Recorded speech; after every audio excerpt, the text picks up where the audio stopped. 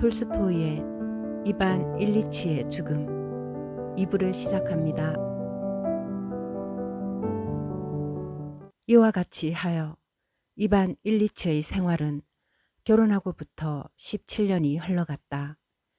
그는 이미 고참 검사로서 보다 나은 자리를 기대하면서 두세 군데로의 전임을 거절하고 있었는데 갑자기 그 생활의 평화를 밑바닥으로부터 뒤집을 만한 일이 벌어졌다.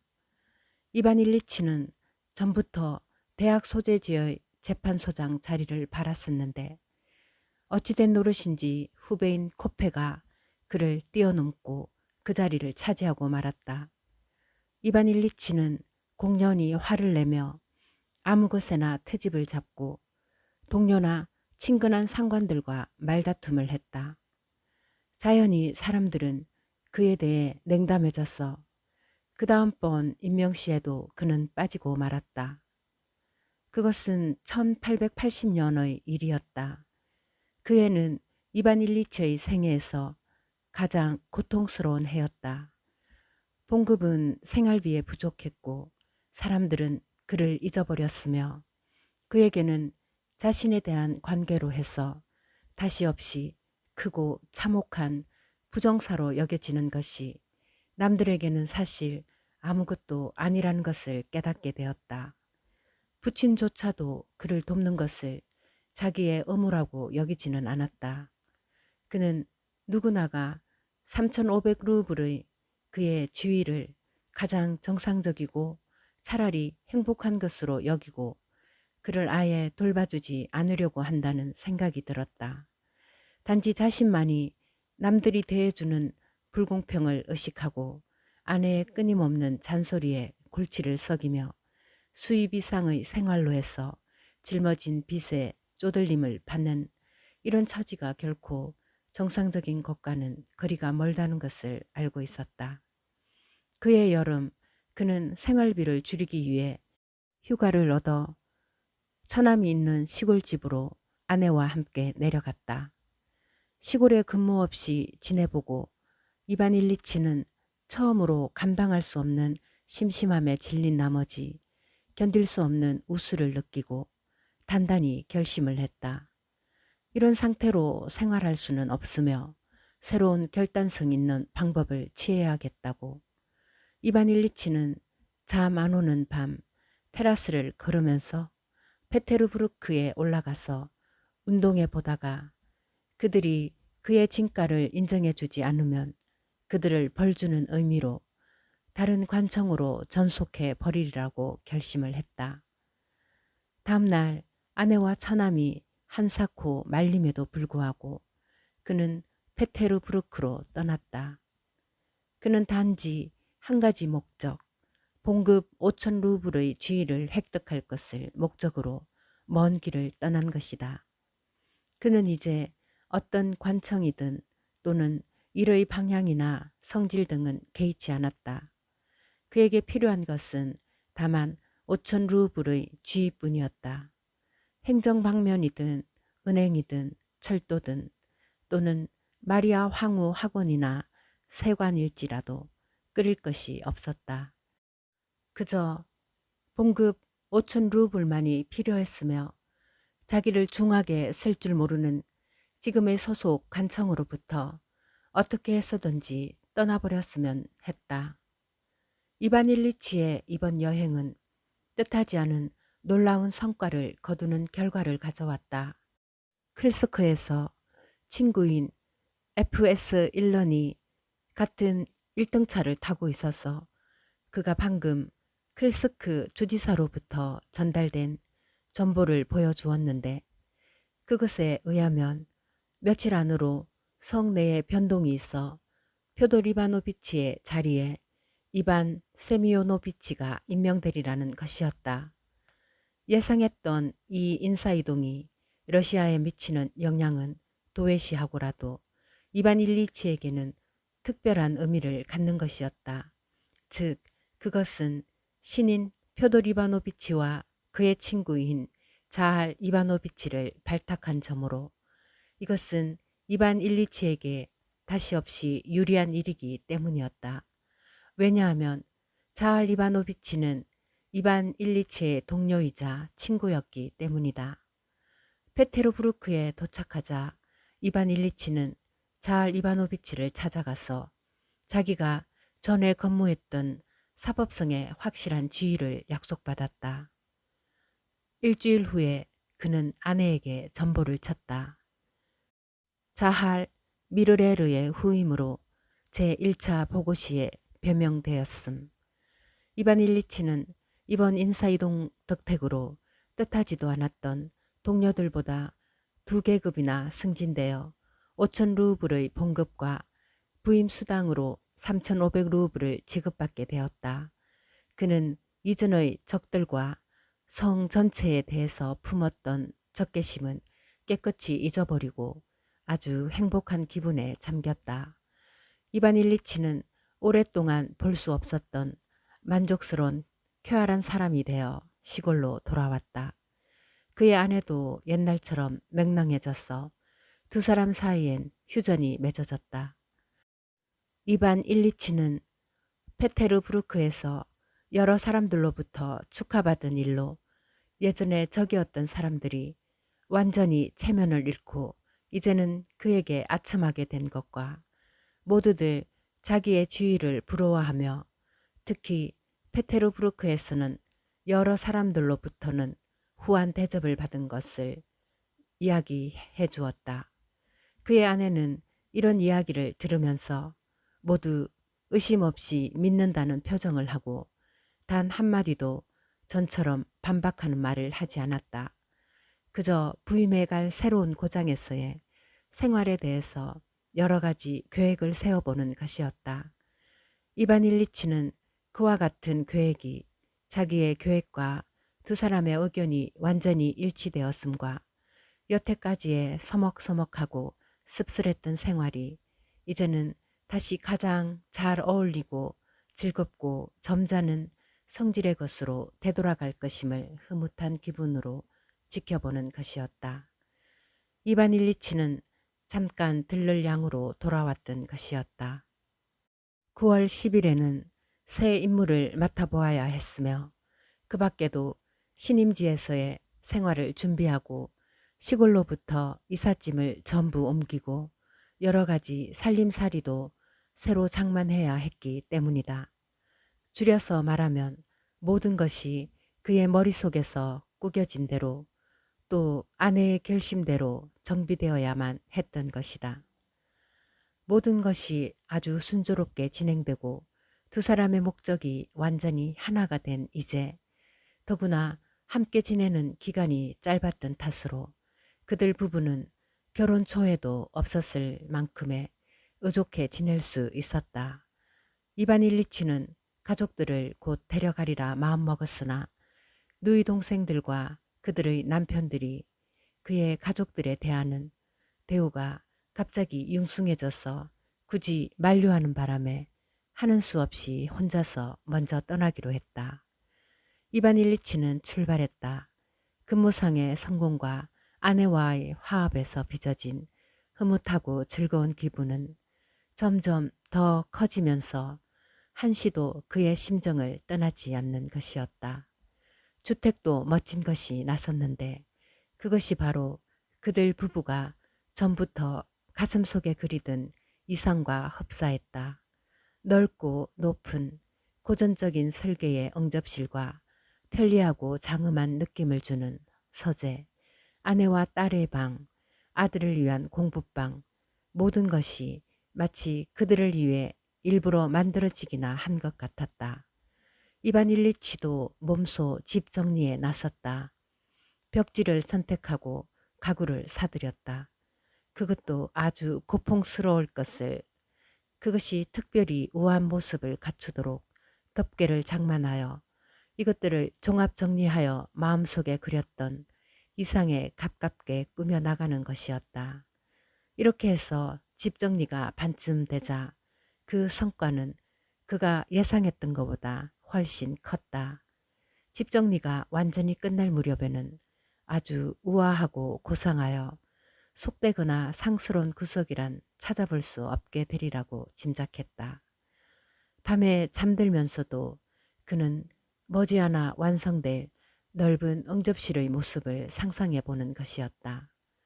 아직 다듬어지지 않은 손님방을 둘러보며 그는 벌써부터 벽난로와 칸막이, 선반, 여기저기 흩어져 있는 의자와 벽에 걸린 큰 접시, 청동 장식품들이 제각기 자리에 놓인 모습을 여러 가지로 상상해 보는 것이었다.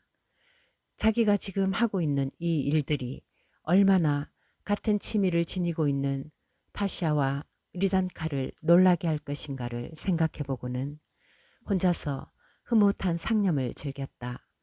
그가 특히 성공한 것은 방 전체에 아주 고상한 품위를 갖춰줄 오래된 물건들을 찾아 값을 사게 사들인 것이다. 그는 편지에다 나중에 그들의 놀라움을 더욱 크게 하기 위해서 매사를 사실보다 나쁘게 써 보냈다. 이런 일들이 그의 심중을 완전히 점령했으므로 원래는 그렇게 좋아했던 새로운 직무까지도 기대했던 만큼의 흥미를 느끼지 못할 지경이었다. 회의 좌석에도 그는 때때로 방심했다. 커튼 위에는 어떤 식으로 주름을 잡을까, 직선이 나을까, 청초한 것이 좋을까 하고 생각해보는 것이었다. 때로는 너무 열중한 나머지 몸소 가구를 고쳐도 보고 커튼을 바꿔 달아보기도 했다.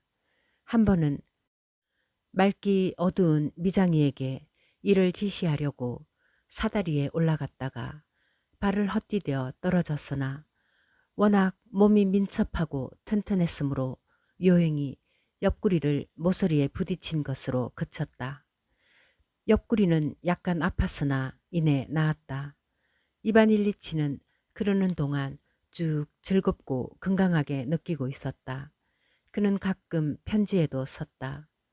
나는 15살이나 젊어진 것 같아. 그는 9월 중으로 완전히 모든 것이 정리되어 일손을 떼게 되리라고 예상했으나 10월 중순까지 걸렸다. 그 대신 결과는 아주 훌륭했다. 그만이 그렇게 말한 것이 아니라 보는 사람들도 모두 그에게 그렇게 말했다. 그러나 그것은 실상 별로 부유하지 못하면서 부유한 척 해보려는 사람들에게서 공통적으로 볼 수 있는 그런 것에 지나지 않았다. 즉 두꺼운 비단으로 된 커튼, 흑단의 가구, 꽃, 융단, 청동, 검은 것과 번쩍이는 것들 모두가 일정한 종류의 사람들이 그 일정한 종류의 사람들답게 보이기 위해 장식해 놓는 것에 불과했다. 그의 집에 있는 것들도 그런 것이어서 주위에 볼 만한 것도 못 되었으나 그에게는 이런 것들이 무슨 특별한 것들인 양 느껴졌다. 그가 철도 정거장으로 가족을 마중 나가 완전히 정리된 눈이 부신 새 집으로 그들을 데려와서 하얀 넥타이를 맨 하인이 꽃으로 장식된 대기실의 문을 열어 제치고 모두들 사랑방에서 서재로 두루 돌아다니면서 와 하고 환희의 함성을 울렸을 땐 그는 다시 없이 행복해졌어. 그들을 이리저리 끌고 다니며 그들의 찬사를 마음껏 들이마셔 행복한 나머지 희색이 만연하였다. 그날 밤 차를 마시며 이야기 끝에 아내가 그가 낙상했을 때의 광경을 묻자 그는 웃음을 터뜨리며 자기가 사다리에서 뛰어내려 미장이를 놀라게 했던 모습을 몸짓까지 섞어가며 이야기해 주었다. 나도 장난으로 체조를 배운 건 아니거든. 다른 사람이었으면 죽었을지도 모르나 나는 여기를 좀 부딪혔을 뿐이지. 아직 만지면 아프긴 해도 이젠 거의 다 나았지. 가벼운 타박상이니까. 이래하여 그들은 새로운 집에서 생활을 시작했으나 매사가 그렇듯이 이 새 집도 얼마 살다 보면 방이 하나쯤 부족하거나 새로운 수입도 한 500루블쯤 더 있었으면 할 때가 있었다. 그러나 대체로 모든 것이 아주 순조로웠다. 처음 얼마 동안 아직 부족한 시설이 남았어 그것을 보충하기 위해 이것저것 장만하고 고쳐 달기도 하고 바꿔 놓을 때가 가장 좋았다. 부부 사이는 무언지 의합하지 못한 구석도 있기는 했으나 둘 다 아주 흡족했으며 또 할 일도 많았으므로 별로 크게 싸움될 거리가 없었다. 이젠 더 손댈 것이 없어졌을 때는 약간 지내기가 심심해졌으나 그 무렵에는 친지들도 생기고 습관도 정해졌고 생활에 충실해졌다. 이반 일리치는 오전을 재판소에서 보내고 점심을 집에 와서 먹었다. 처음 얼마 동안 그의 기분은 최고 상태였다. 집일로 약간 골치를 앓기도 했지만 그는 그가 생활은 이래야만 된다고 믿었던 대로 흘러갔다. 가볍고 유쾌하고 고상하게. 그는 아침 9시에 일어나서 커피를 마시고 신문을 읽은 다음 통상 제복으로 갈아입고 재판소로 나갔다.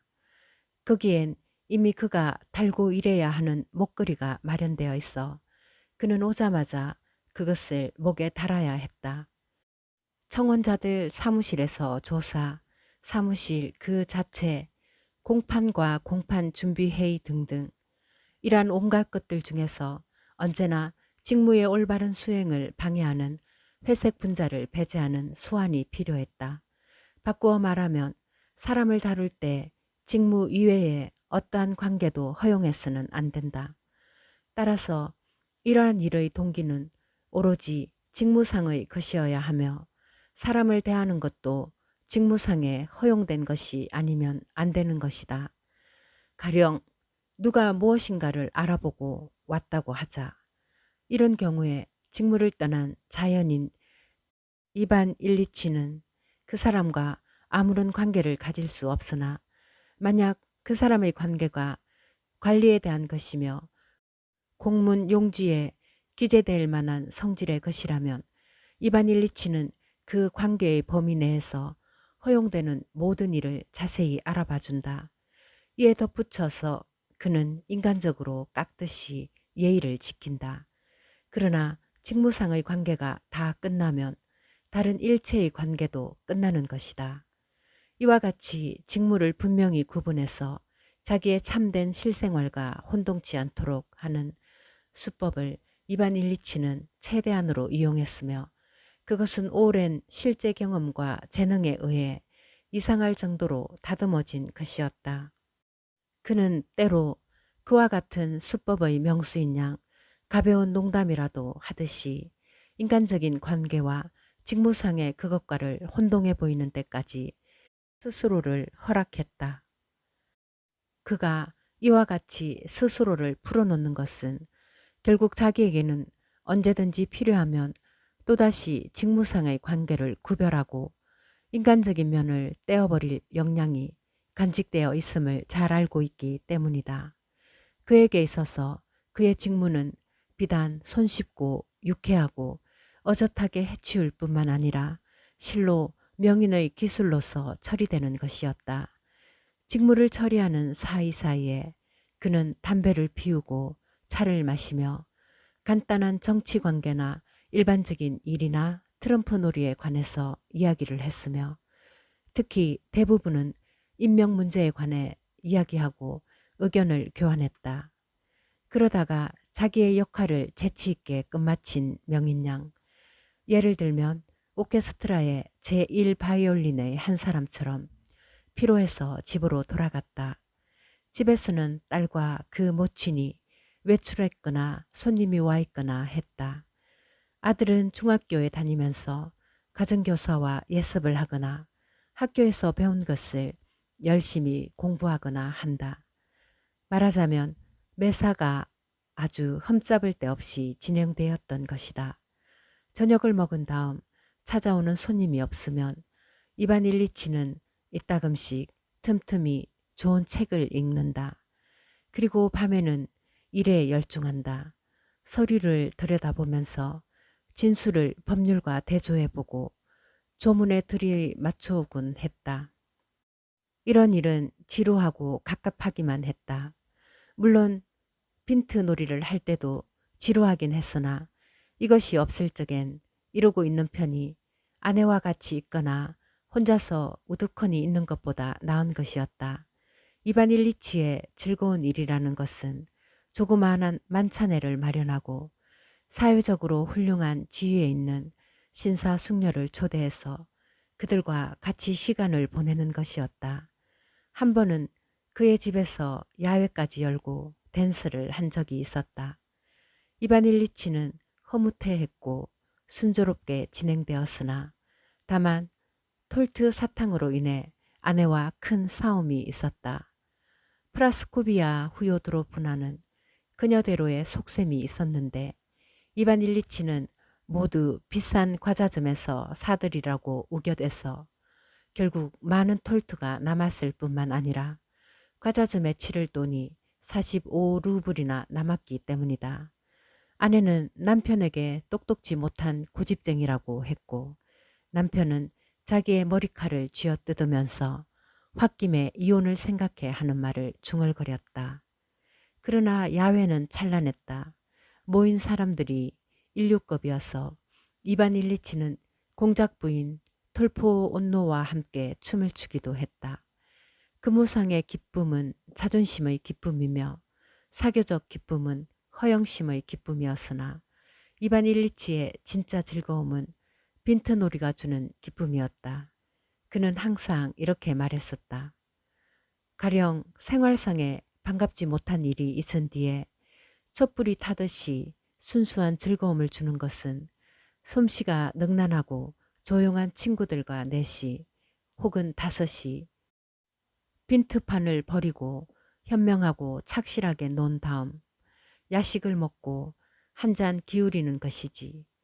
빈트놀이 다음에 더구나 조금 땄을 때에는 아주 명랑한 기분으로 잠자리에 드는 것이다. 그들은 이렇게 생활했다. 그들에게 사교계에서도 인류에 속하는 사람들로 조직된 서클이 있어서 나이 먹은 사람이나 젊은 축이나 다 잘 드나들었다.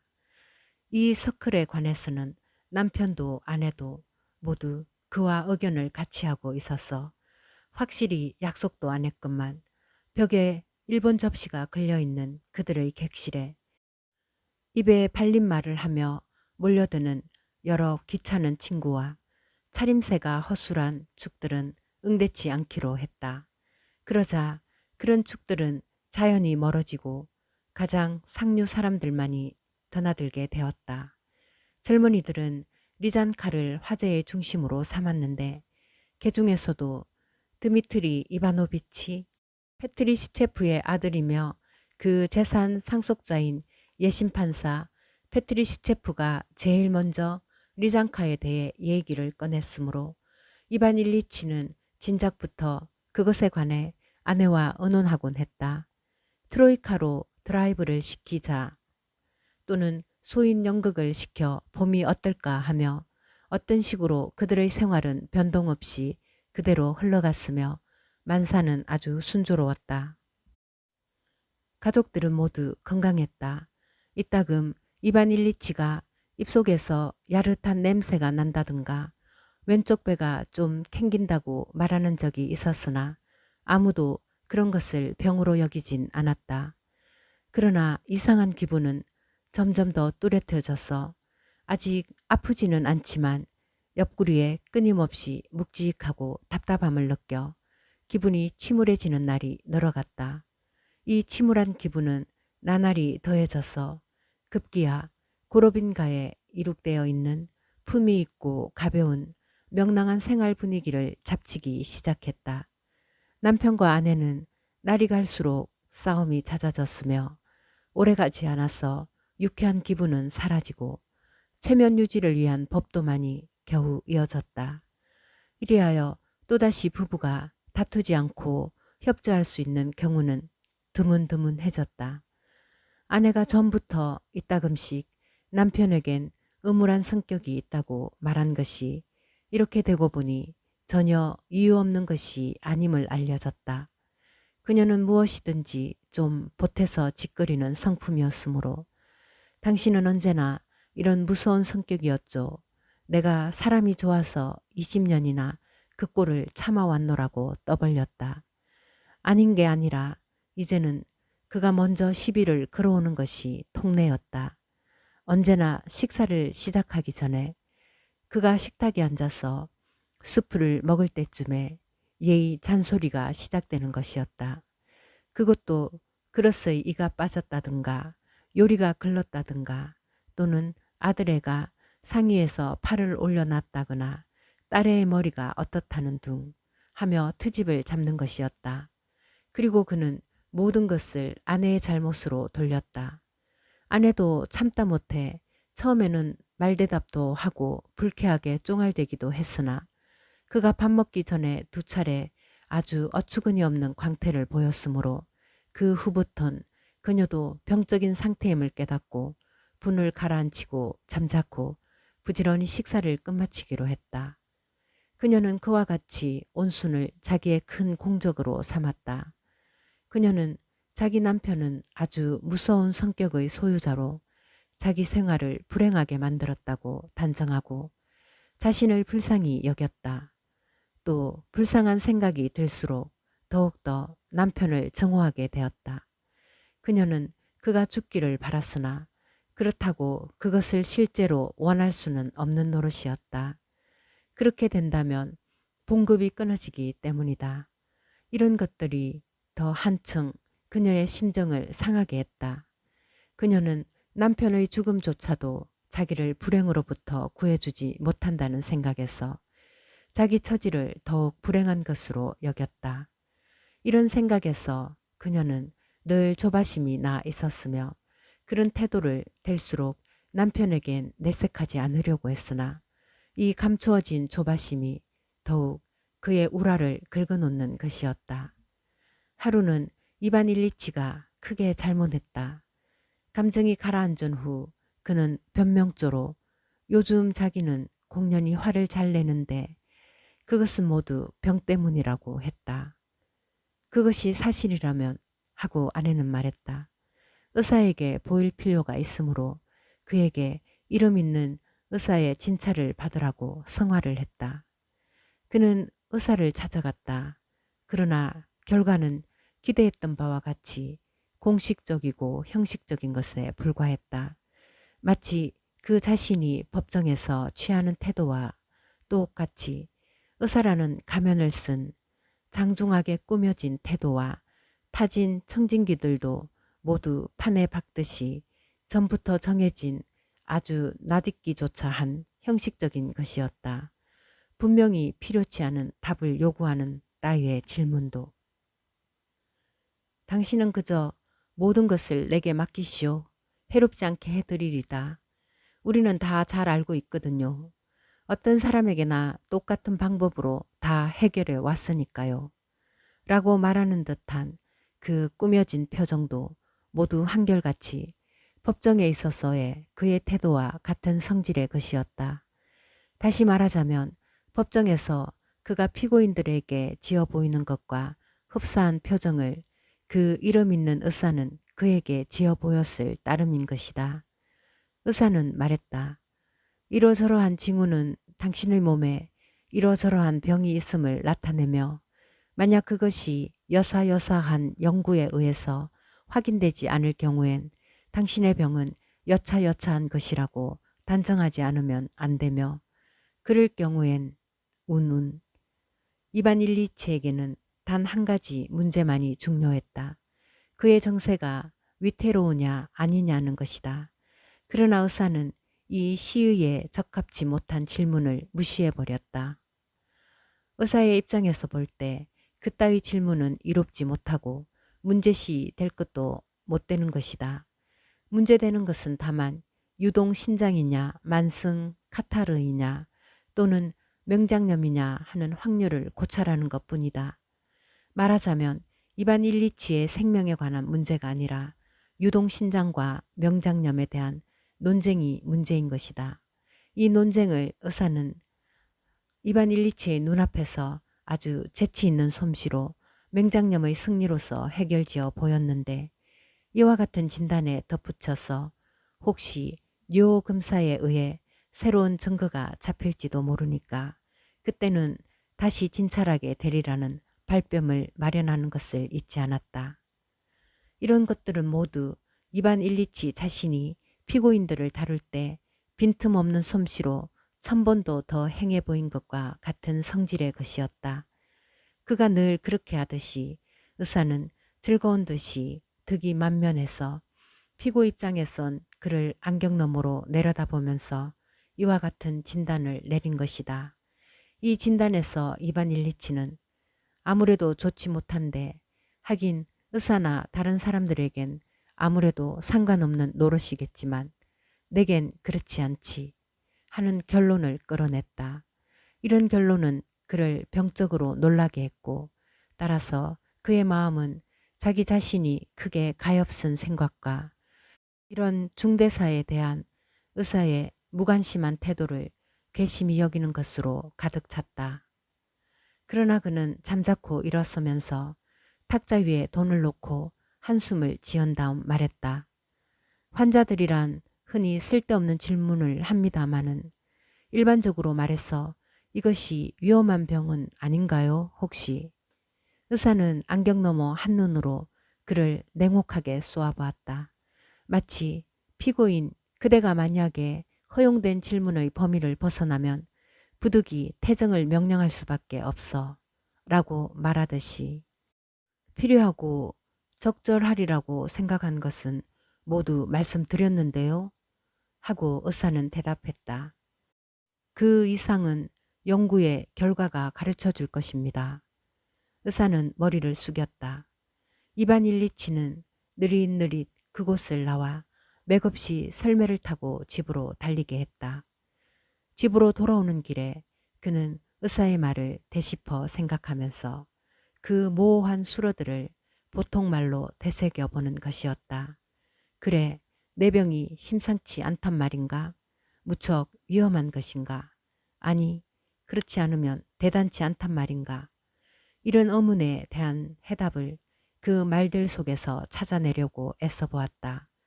결국 의사의 말들이 아주 위험하다는 의미인 것으로 느껴졌다. 그리의 풍경들도 그에게는 스글프게만 보였다. 합성마차도 늘어선 집들도 사람들도 구멍가게도 모두 처량해 보였다. 게다가 잠시도 멈추지 않은 둔탁한 곱는 듯한 아픔은 모호한 의사의 말에 비추어 훨씬 중대한 것이라는 느낌이 들었다. 그는 새로운 침울한 심정으로 아픔을 견딜 수밖에 없었다. 집에 돌아와서 그는 진찰 결과를 아내에게 이야기했다. 아내는 듣고만 있었는데 이야기 도중에 딸애가 모자를 쓰고 들어왔다. 그녀는 모친과 함께 나가려던 참이다. 그녀는 이 갑갑한 이야기를 들어주려고 억지로 앉아 있었으나 그런 노력은 오래가지 못했고 그녀의 모친도 끝까지 듣고 있지 않았다. 아, 그렇대요? 그럼 아주 안심이 되는군요. 라고 아내는 말했다. 당신도 이제부턴 정신 차리고 꼬박꼬박 약을 드시도록 하세요. 그럼 처방을 게라심을 시켜서 약국에 보내겠어요. 하면서 그녀는 옷을 갈아입으려고 딴방으로 갔다. 아내가 방에 있는 동안 그는 숨도 쉬지 않고 있다가 그녀가 나가자 무거운 한숨을 몰아쉬었다. 의사에게 다니면서부터 이반 일리치는 중요한 과업으로 습생과 복약에 관한 의사의 지시를 올바르게 지키는 것과 자신의 고통과 내장의 기능에 귀를 기울이기 시작했다. 따라서 사람들의 병이나 건강이 그의 중요한 흥미거리가 되었다. 병인에 관한 이야기나 죽은 사람 또는 치유된 사람들의 이야기가 나오면 더욱이 그 자신의 증상과 비슷한 병에 관한 이야기가 나올라 치면 그는 억지로 마음의 동요를 감추면서 열심히 귀를 기울이거나 여러모로 질문을 해서 자기의 정상과 비교해 보는 것이었다. 고통은 줄지 않았으나 이반 일리치는 억지로 자신의 병이 나아지고 있다고 믿으려고 했다. 그래서 그는 흥분해야 할 일이 일어나지 않는 동안에는 스스로를 기만할 수 있었다. 그러나 아내와의 사이에 불쾌한 일이 생기거나 근무상의 실책이 있거나 빈트놀이에서 재수없는 패가 돌아오거나 하면 느닷없이 병 기운을 전면적으로 느꼈다. 전에는 그런 실수가 있을 경우라도 굽히지 않고 성공을 되찾을 때까지 버텨서 이겨낸다는 의지로 견뎠으나 이제는 온갖 상스럽지 못한 결과들이 낱낱이 그의 기력을 꺾어 그를 절망의 구렁텅이로 몰아넣는 것이었다. 그럴 때면 그는 자기 자신에게 중을 그렸다. 겨우 좀 나아져서 약 효험을 볼라치면 빌어먹을 놈의 불상사가 일어난단 말이야. 그의 병을 더욱 악화시킨 것은 그가 의학 서적을 읽고 여러 의사를 찾아간 바로 그것이다. 이 악화는 아주 고르게 퍼져나갔으므로 오늘을 어제에 견주어 보아도 별로 달라질 게 없다고 자신을 속일 수 있었다. 그러나 막상 의사를 찾아보고 이야기할 때마다 병세는 악화되고 있을 뿐만 아니라 아주 급속히 진전되고 있는 느낌이 드는 것이었다. 그래서 그는 부지런히 의사를 찾아다니는 것을 그치지 않았다. 그달에 그는 또 다른 명의를 찾아갔다. 그 명의도 앞서의 의사와 거의 비슷한 의견을 말했으나 단지 진찰하는 각도가 달랐다. 이 명의와의 상담도 그에게는 오로지 의혹과 공포를 더해줄 뿐이었다. 그의 친구의 또 친구의 아주 명성 높은 의사가 있어서 찾아가 보았더니 그 진단이 또한 여태까지의 것과는 전혀 달랐다. 그리고 반드시 고칠 수 있노라고 장담함에도 불구하고 여러 가지 질문과 추정으로 미루어 본 결과는 더욱더 그를 혼란하게 했고 의혹을 더해줄 뿐이었다. 같은 치료 방법을 행하는 의사들이 제각기 다른 진단을 내리고 다른 약을 주었으므로 이반 일리치는 아무에게도 알리지 않고 일주일 동안만 복용해 보았다. 그러나 전혀 효험을 볼 수 없었으므로 앞서의 요법이고 그 다음 것이고 모두 신뢰할 마음이 없어져 도리어 우울함을 더해갈 뿐이었다. 하루는 친하게 지내는 여인이 와서 성상에 빌어서 병을 고친 이야기를 들려주었다. 이반 일리치는 주의 깊게 귀를 기울이고 그 사실의 진실성을 검토코자 하는 자신을 돌아보고 놀라지 않을 수 없었다. 내가 정말 이렇게도 정신적으로 약해졌단 말인가. 어불성설이로군. 이제부턴 의구심에 휩쓸리지 않도록 믿을 수 있는 의사 한 사람만을 선정하고 엄중히 그의 치료법을 지켜가도록 해야겠어. 그래야지. 그러나 말로는 쉬웠으나 실행은 불가능했다. 옆구리의 아픔은 늘 마음에 걸렸고 점점 더 심해졌으며 입속의 메스꺼운 기분은 계속 짙어져서 자기 입에서 항상 역겨운 냄새가 난다고 느껴지며 식욕도 갈수록 감퇴해가는 것이었다. 이제는 더 이상 스스로를 속이지 못했다. 무언지 아주 두렵고 새로운 여태까지 그의 생애에는 없었던 중대한 사태가 그의 몸속에서 진행되고 있는 것이다. 그런 사실을 그는 혼자서만 알고 있었고 주위 사람들은 아무도 이를 알지 못했거나 알려고도 하지 않고 매사가 예전처럼 아무 탈 없이 진행되고 있는 것으로 인식하고 있는 듯 여겨졌다. 이반 일리치를 괴롭힌 것은 무엇보다도 바로 그러한 주위 사람들의 일상 태도였다. 집안 식구들, 특히 아내와 딸은 나돌아다니기에 마음이 팔려서 그가 보는 바로는 무엇 하나 이해하려 하지 않으며 그가 이렇게 늘 우울하고 화를 잘 내게 된 것이 마치 그의 죄이기나 한 듯 못마땅해 했다. 물론 그들은 될수록 그런 내색을 감추려고 했으나 그는 그들이 자기를 돌보지 않음을 알고 있었으며 아내는 아내대로 그의 병에 대해서 판에 박은 태도를 꾸며내어 그가 뭐라고 말하건 상관없이 그 태도를 버리지 않았다. 그 태도란 이런 것이었다. 글쎄 어쩌면 좋아요? 하고 그녀는 친지들에게 말한다. 우리 집 주인은 딴 사람들처럼 의사가 지시한 치료 방법을 엄격히 지키질 못하는걸요. 오늘은 제대로 약을 먹고 음식을 가려서 먹고 시간 맞춰서 잠자리에 드는가 하면 다음 날엔 내가 눈을 뜨기만 하면 벌써 약 먹기를 잊어버리고 안 좋다는 상어고기를 먹고 빈트놀이를 해서 밤 1시까지 자지 않고 있는걸요. 아니 내가 도대체 언제 그랬단 말이야 하고 이반 일리치는 역정을 버럭 내며 말했다. 그런 것은 표돌 이바노치에게 놀러 갔을 때 한 번 있었을 뿐이지. 어쩌녁에도 슈베크 씨하고. 글쎄 늦게 잠드는 건 어쩔 수 없는 노릇이야. 옆구리가 쑤셔 아무래도 잠을 못 자겠다는 걸 어쩌란 말이야. 그야 어떤 이유가 있는지 모르겠지만 그러다간 당신은 도저히 병을 고칠 수 없는 게 확실하지 않아요? 우리들만 괜히 들볶아 대고 말이에요.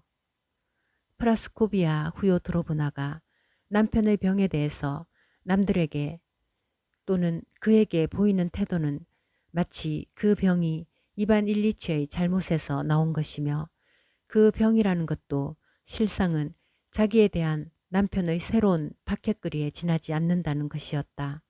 이반 일리치도 아내가 순전히 악의로만 그런 태도를 취하게 된 것은 아니라고 짐작은 했으나 그렇다고 해서 그의 고통이 분노가 조금도 덜해지지는 않았다. 재판소에서도 이반 일리치는 남들이 자기를 대하는 똑같은 기묘한 태도를 느낄 수 있었다. 아니, 느낀 것으로 생각했다. 어떤 때는 머지않아 자리를 물러날 사람 대하듯 모두들 자기를 힐끔힐끔 살피고 있는 듯이 느껴지고 때로는 친구들이 갑자기 다정한 말투로 그의 병에 대한 지나친 걱정을 해대며 마치 그의 몸속에 번식해서 쉬지 않고 그의 피를 빨아먹으며 그를 죽음으로 마구 몰고 가는 이 무섭고 두려운 병이 그들에게는 다시 없이 재미난 농담거리인 것 같이 이야기하는 것이었다. 특히 슈발츠는 10년 전의 이반 일리치 자신을 회상케 하는 명랑하고 생기발랄한 의젓한 태도로서 그의 비위를 긁어놓는 것이었다. 친구들은 이따금씩 트럼프를 하러 찾아왔다. 친구들은 그가 괴로운 빛을 보이면 몸이 편치 않으면 그만둡시다.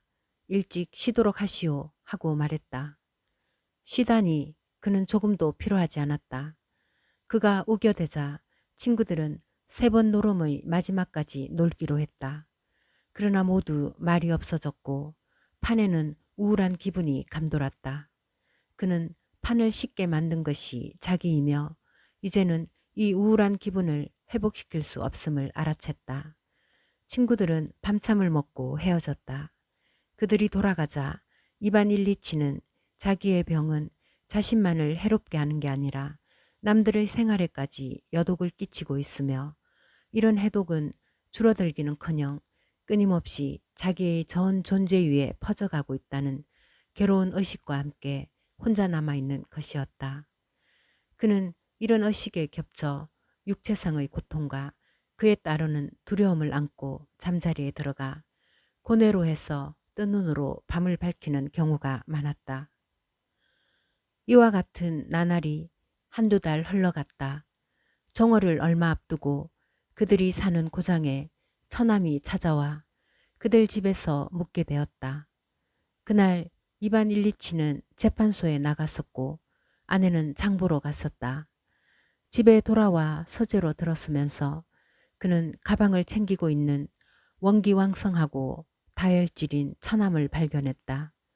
처남은 이반 일리치의 발걸음 소리에 고개를 돌리고 얼마 동안 말없이 그를 쳐다보았다. 그때 그 눈초리가 이반 일리치에게는 모든 것을 일깨워주는 것이었다. 처남은 놀라움에 악 소리를 지르려다가 간신히 참은 것이다. 그것은 감추려고 해도 그의 동작이 역력히 나타내고 있었다. 어때? 내가 많이 달라졌지? 네, 좀. 그런 다음 이반 일리치가 아무리 처남에게 자기 외모의 변모에 관해서 이해시키려고 애써 봤으나 처남은 끝내 입을 한봉하고 대답하지 않았다. 이반 일리치는 방문을 닫아 쇠를 잠근 다음 거울 속에 자기 모습을 들여다보았다. 앞으로 또는 옆으로. 그러고 나서 전에 아내와 둘이서 찍은 사진을 꺼내놓고 거울 속의 모습과 비교해 보았다. 어처구니 없게 변모되어 있었다. 그는 소매를 걷어올리고 팔뚝을 들여다본 다음 오토망카에 주저앉아서 밤보다도 더 어두운 표정을 지었다. 안 되겠어. 이러다간 안 되겠어. 그는 자신에게 그렇게 타이르고는 벌떡 일어나 책상으로 가서 서류를 펼치고 읽으려고 했으나 헛사였다. 그는 방문을 열고 넓은 응접실 쪽으로 갔다. 응접실의 문은 닫혀 있었다. 그는 발소리를 죽이고 문으로 다가서자 방 안의 이야기를 엿들었다.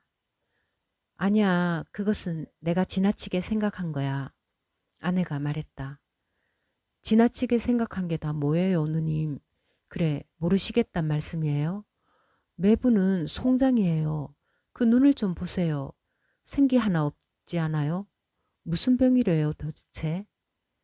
그걸 아무도 알 수 없다는 거야. 니콜라이프도 일러주기는 했으나 알아들을 수 없었고, 제시치의 치스키는 또 그 반대로 되는 말을 하고, 이반 일리치는 자기 방으로 돌아와서 자리에 드러누워 괴로운 생각에 잠겼다. 신장, 유동신장. 그는 의사들이 한 말들을 신장이 갈라져서 흔들흔들 움직이고 있다던 그 말들을 생생하게 눈앞에 그려보았다.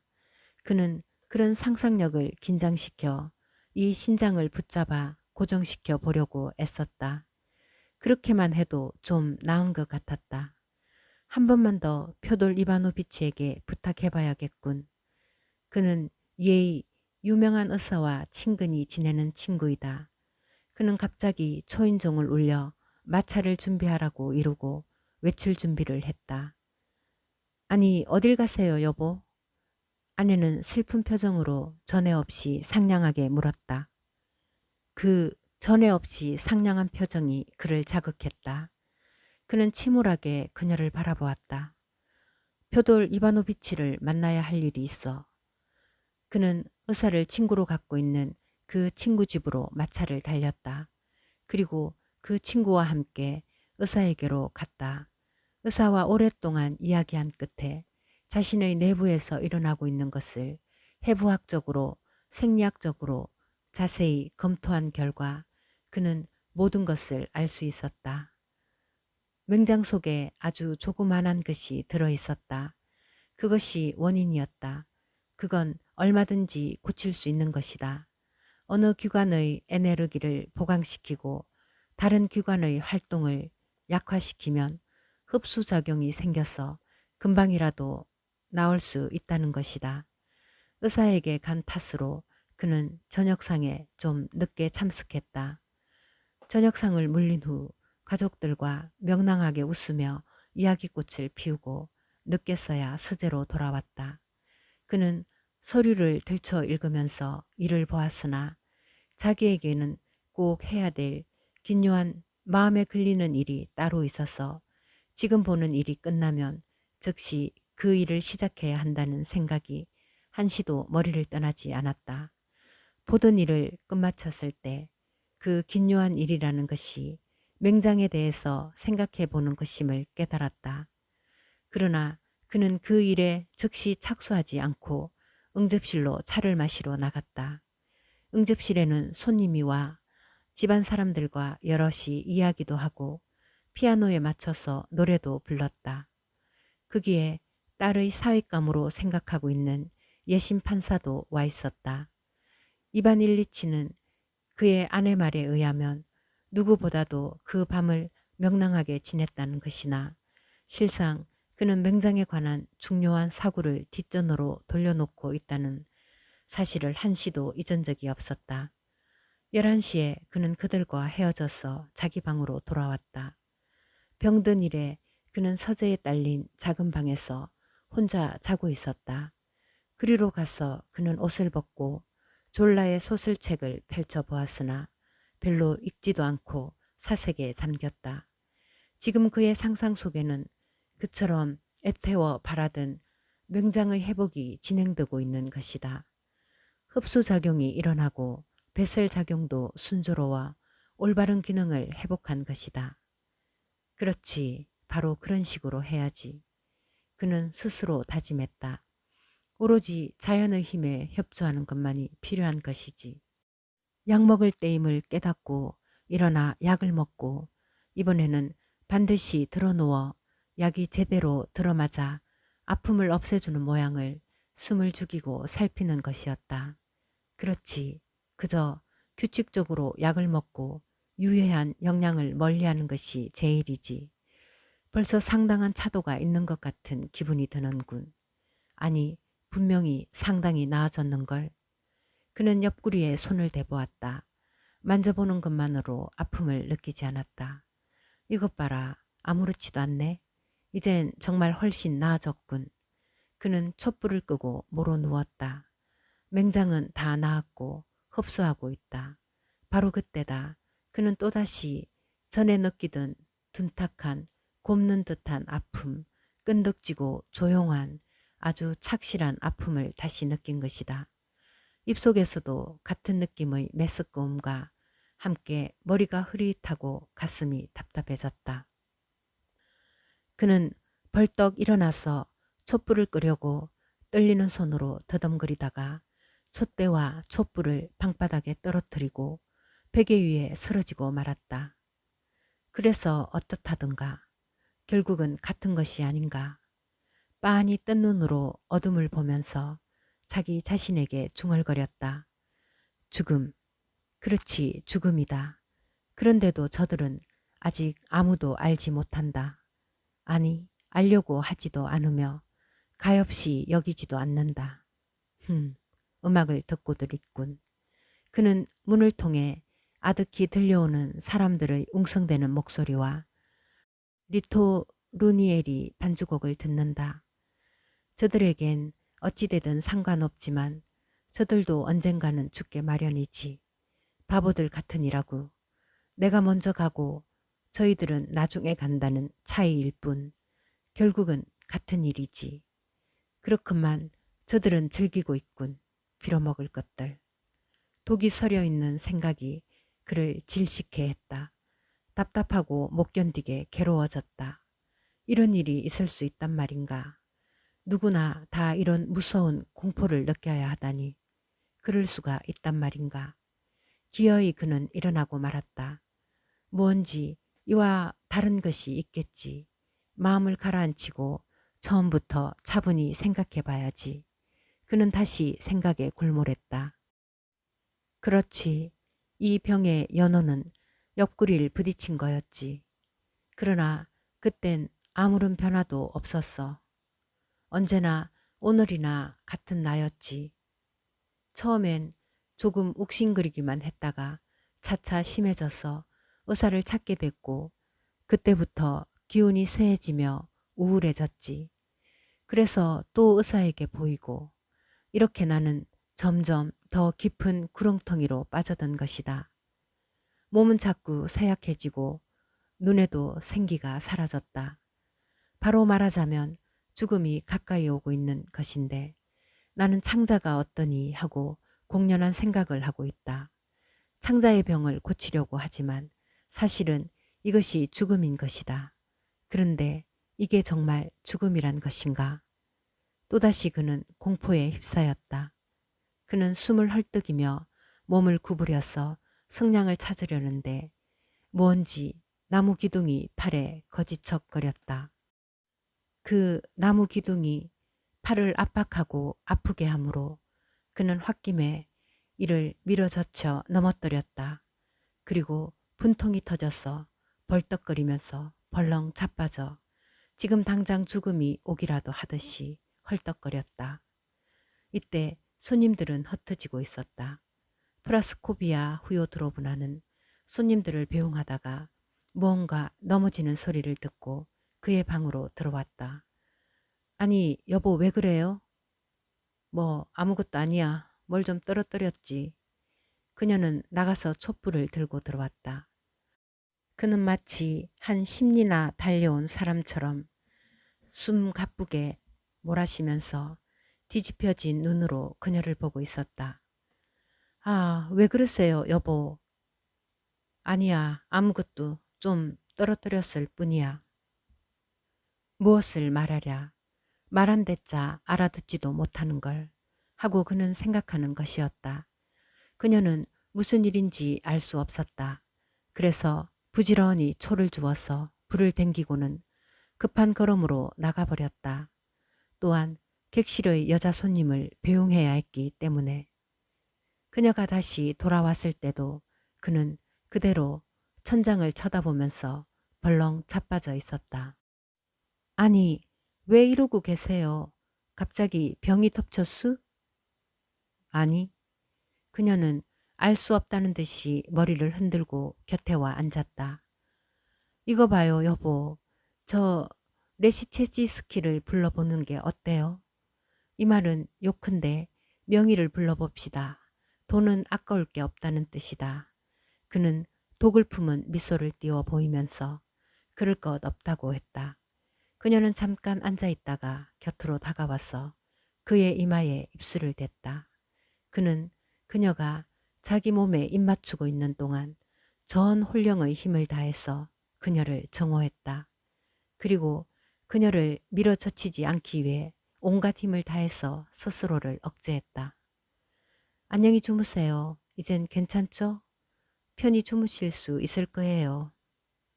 이반 일리치는 자기가 죽어가고 있음을 잘 알고 있었다. 그래서 그는 끊임없이 절망의 구렁텅이로 빠져들었다. 시몬 깊숙이 그도 자기가 죽어가고 있음을 알 수 있었으나 죽음은 아무래도 생소한 것이었고 한마디로 말해서 도저히 이해할 수가 없었다. 그는 자신에게 말했다. 이런 건 있을 수 없다. 이 있을 수 없는 것이 여기엔 있다. 도대체 어떻게 된 것인가? 이걸 무엇으로 해석해야 옳단 말인가? 그는 아무리 해도 알 수가 없어서 이런 사상을 옳지 못한 허위와 병적인 것으로 돌려 물리쳐버리고 다른 올바르고 건전한 사상을 거기에 대치시키려고 무진 애를 썼다. 그러나 사상이란 한갓 사상임에만 그치는 것이 아니라 사실이기도 하듯이 그럴 때마다 다시 와서 그의 앞을 막아서는 것이었다. 그는 이 사상 대신에 다른 사상들을 계속적으로 끌어내어 그 속에서 마음을 의지할 지주를 찾으려고 했다. 이전에 그를 위해서 죽음에 대한 상념을 덮어 가려주던 생각들에게로 돌아가려고 했다. 그런데 이상스럽게도 예전엔 죽음의 의식을 덮어버리고 쫓아버리던 것들이 이제는 이미 그런 작용을 하지 못했다. 요즘 그는 이전에 죽음을 가려 덮어주었던 감정의 흐름을 회복시키려는 노력에 대부분의 시간을 보냈다. 어디 한번 근무에 정력을 쏟아봐야지. 하긴 난 그것으로 살아온 셈이니까. 그래서 그는 자기의 머릿속으로부터 모든 의혹의 상념을 쫓아버리면서 부지런히 재판소에 가서 동료들과 이야기를 나누고 오랜 습관대로 의자에 걸터앉아 무슨 의미 있는 듯한 눈으로 모인 사람들을 둘러보고 야윈 두 팔을 회전 의자의 팔걸이에 올려놓고 언제나와 같이 동료를 향해 가슴을 굽혀 서류를 밀어주면서 한두 마디 작은 소리로 주고받은 뒤 이어코 눈을 똑바로 뜨고 꼿꼿이 고쳐 앉은 다음 늘 하던 말들을 쓰면서 신문을 게시했다.